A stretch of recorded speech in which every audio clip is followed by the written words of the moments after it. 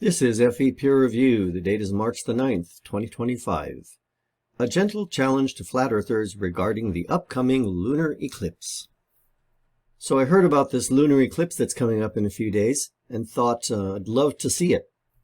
Will it be visible in my area, and if so, at what time?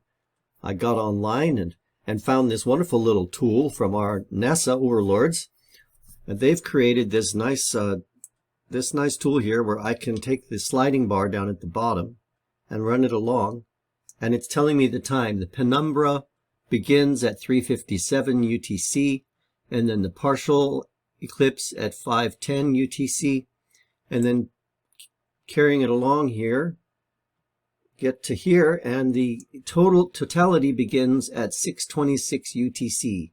Now, I'm in western France, which is this peninsula sticking out right here, where I'm circling the mouse. So I will be lucky enough to be able to see the total eclipse. Had I been just a little further east, I'd have missed it. So I'll be outside at 6:26 UTC, happily anticipating a lunar eclipse. Hopefully, it won't be overcast. Now, I was looking at this and I was thinking, it's amazing how precise it is. Isn't it really remarkable? We've got it down to the mile as to exactly where it can be seen, down to the minute as to exactly what time it starts. And I thought of flat earthers. How do you determine the lunar eclipse? Well, I've heard flat earthers say, oh, it's the Saros cycle. You don't need the heliocentric globe Earth model. You just need the Saros cycle. The Mayans had the Saros cycle. Actually, it goes back to well before the Mayans. The Babylonians themselves had the Saros cycle. What it is basically a very long time frame, 18 plus years. And every 18 plus years, we come back around to this cycle of predictable times, or I should say predictable down to the day, as to when we'll be able to see the eclipses, solar and lunar. And the Babylonians were aware of the Saros cycle. The Neo-Babylonians, called the Chaldeans. I'll put links to these Wikipedia pages as well as that NASA video in the description. One of the things I found interesting here was that we don't have a good archaeological record of what planetary model the Babylonians used, but we do have a record of the Hellenistic Greeks. So it says here, the only surviving planetary model from the Chaldean astronomers, that would be the Babylonian, Neo-Babylonian, is that of the Hellenistic Seleucus of Seleucia, who supported the Greek Aristarchus of Samos heliocentric model. So Aristarchus, as we know, had proposed the heliocentric model. He may have been one of the earliest voices proposing that.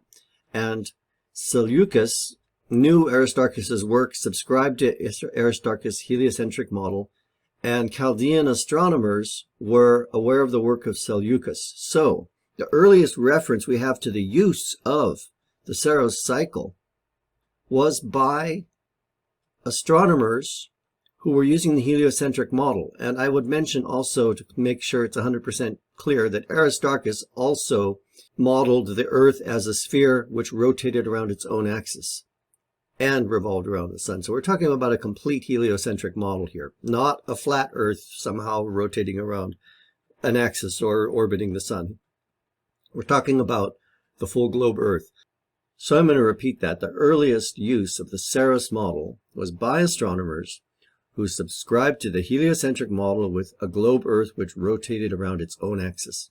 So, my dear flat Earth friends, if you're going to resort to pointing at the Saros cycle, you've got a little problem, because it was developed by, or discovered by, heliocentric-based astronomers.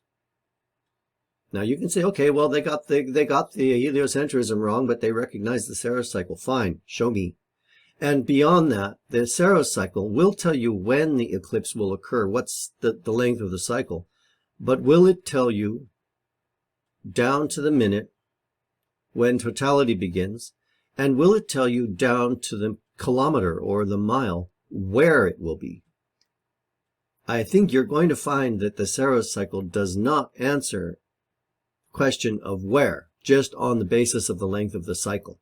So you need some way to take this cycle length and derive from that the location on the planet where the eclipse will be seen. So that's my little challenge to flat Earth friends here, is to explain, using whatever system you want, whether that's the Saros cycle or some other, how it happens, what time it happens, and where it happens. How do you predict that? If you think you can do that, wonderful. Let's hear it. Let's get some detail too, not just some hand waving and word salad, but precision, some actual precise detail that we can use to predict the next lunar eclipse.